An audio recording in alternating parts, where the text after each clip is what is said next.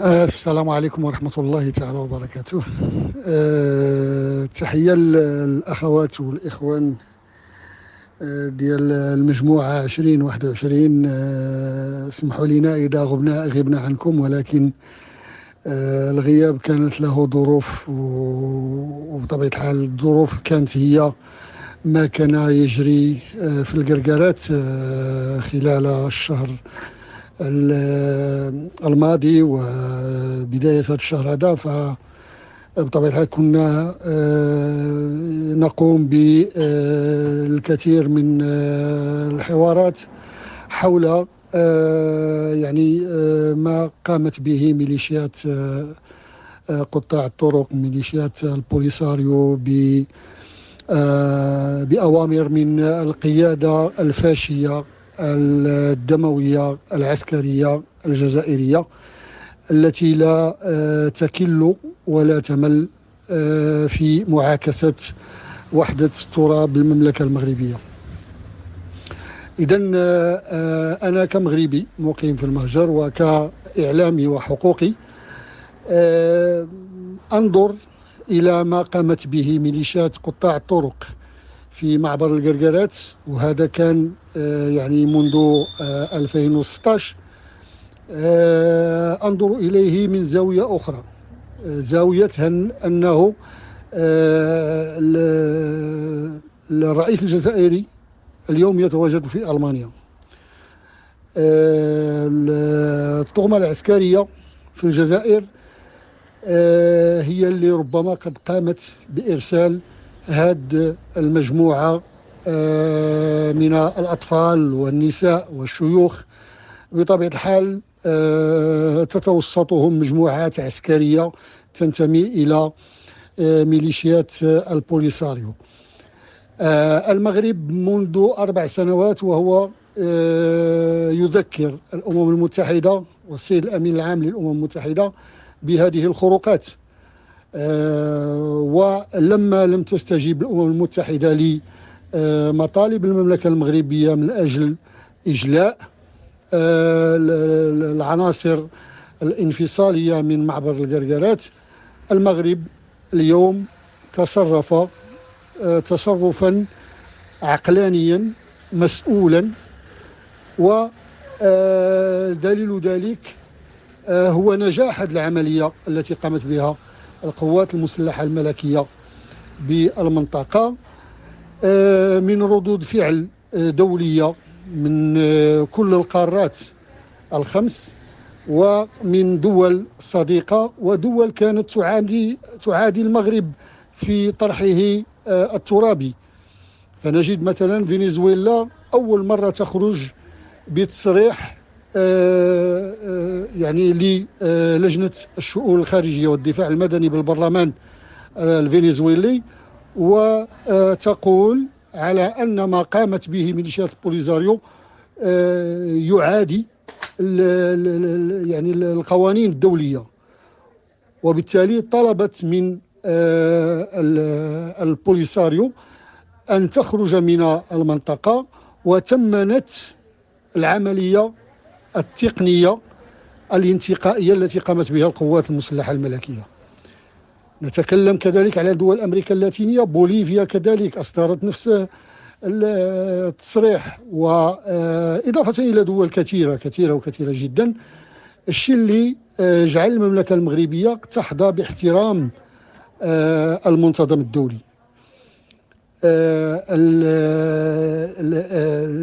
ما أريد أن أقوله عند بداية المداخلة هاته هو من أمر الميليشيات الانفصالية لتقوم بهذه العملية التخريبية في هذه المنطقة، علما بأنه الرئيس الجزائري كان متواجد في ألمانيا. إذن هناك الجناح العسكري الذي بين للعالم أنه هو من يتحكم في زمام الأمور وليس هناك رئيس. الرؤساء في الجزائر هم صوريون فقط. سمعنا الجنرال الجزائري شنقريضة مني قال أن أمام يعني أعضاء من الجيش الجزائري يجب أن تستعدوا لما هو أسوأ، وعلينا أن نستعد للعدو الكلاسيكي. يعني فرسالته كانت يعني معروفة. فإذا هل بهذه العملية التي قامت بها البوليساريو في معبر القرقارات، هل الجزائر ضاقت درعا من تواجد هذه العناصر فوق التراب الجزائري ودفعته للانتحار؟ نحن نعلم أن الجزائر تعيش هذه الأيام مشاكل سياسية اجتماعية اقتصادية، وبالتالي كانت تريد أن تجعل من معبر القرقارات نقطة لإطفاء الشرعية الوطنية الجزائرية على ما تقوم به، وبالتالي أن تمنع الحراك من الاستمرار، وأن تعيد إلى طاولة المفاوضات ورقة الصحراء الغربية المغربية، إلى أنهم فشلوا فشلا ذريعا، وفاجأتهم المملكة المغربية والجيش الملكي، القوات المسلحة الملكية، بهذه العملية التقنية والاستئصالية التي جعلت الآخرين يهربون مهرولين جنوب شمال تندوف، وتركوا خيامهم وتركوا صنادلهم وتركوا أحذيتهم وتركوا أوانيهم. فإذا أنا كمغربي مطلع على الملف الصحراوي، وأنا من المدافعين على القضية الوطنية منذ أزيد من 18 سنة في دول أمريكا اللاتينية، أعتقد بأن المغرب حقق نصرا دبلوماسيا استراتيجيا مهما في هذه القضية التي لم تستمر إلا بضع ساعات. فلذلك أنا كمغربي لا يسعني سوى أن أرفع رأسي وأقول الحمد لله أن الأمور التي سلكتها القوات المسلحة الملكية المغربية بدون عنف وبدون إطلاق ولا رصاصة واحدة ودون سيلان الدم في هذه المنطقة التي لو كانت دولة أخرى مكان المغرب لا تهورت وقامت بعملية كان من المؤكد أنها ستأتي ما بعدها بمشاكل لا حصرة لها. لكن لأن المملكة المغربية دولة أمة ولها وتتصرف من خلال مرجعيتها التاريخية والحضارية والعقيدة العسكرية، أعتقد بأنه المغرب اليوم ربح رهانا كبيرا ما كان له ليتحقق لولا السلوك العقلاني الذي أبان عليه المغرب في هذا ممر القرقارات. المغرب ربح أشياء كثيرة، ربح موريتانيا التي كانت دائما بين المد والجزر، وكانت لا تريد كانت مثل العروسة التي كانت تريد أن ترضي زوجها وترضي حماتها.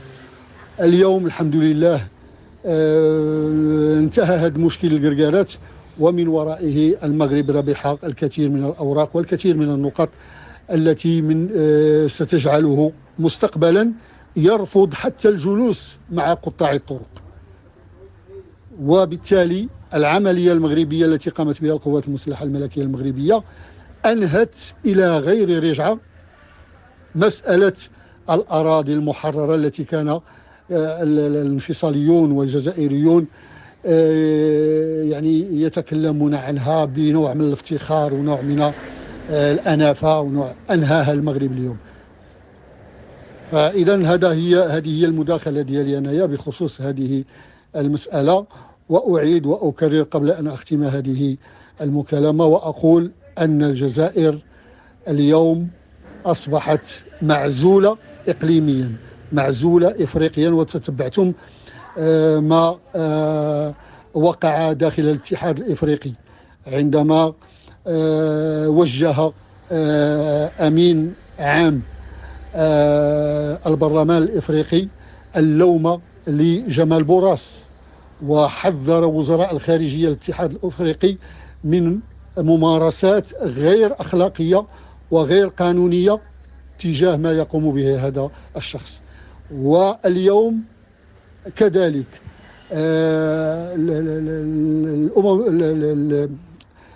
مجلس الاتحاد الإفريقي أشار للممثل الجزائري الآخر الذي انتهت مهمته ولم أعد أتذكر اسمه، أشارت إليه أن يكف عن إدماج قضية القرقرات وما شهدته المنطقة داخل في المقرر الشهري الذي يقوم به مجلس الأمن والسلم بالاتحاد الإفريقي. إذا اليوم الجزائر انهزمت سياسيا، انهزمت إقليميا، انهزمت عربيا، ونحن نرى اليوم أنه الكثير من الدول أعربت عن للعاهل المغربي من أجل أن تفتح قنصليات لها في الأقاليم الجنوبية. كذلك اليوم شفنا هايتي في أمريكا الشمالية أو الكاريبي كذلك سوف تفتح قنصلية لها هناك، إضافة إلى دولة البرازيل والشيلي والباراغواي وكولومبيا. ربما كولومبيا قبل نهاية هذه السنة سوف تفتح قنصلية لها في مدينة الداخلة. وبطبيعة الحال سوف تزداد الكثير من الدول في إفريقيا لطلب فتح قنصليات لها في الأقاليم الجنوبية. إذا المغرب ربح الرهان وأثبت للعالم أن الدولة المغربية تتعامل مع هذا الملف وفق أجندة أممية ووفق وفق القرارات الدولية ذات الصبغة السلمية. إذا كنبغي نحيي الأخوات والإخوان وأعتذر إن كنت أغيب عنكم كثيرا، فظروف العمل والسفر كذلك هي التي تغيبني عنكم، ولكن دائما ما يعني أقوم بإطلالة بين الفينة والأخرى على كل المداخلات وكل يعني وأقرأ جميع الرسائل التي تكتب داخل المجموعة. تحياتي للإخوان، ونحن سوف نظل بلدا عاصيا على الأعداء تحت شعارنا الخالد: الله، الوطن، الملك.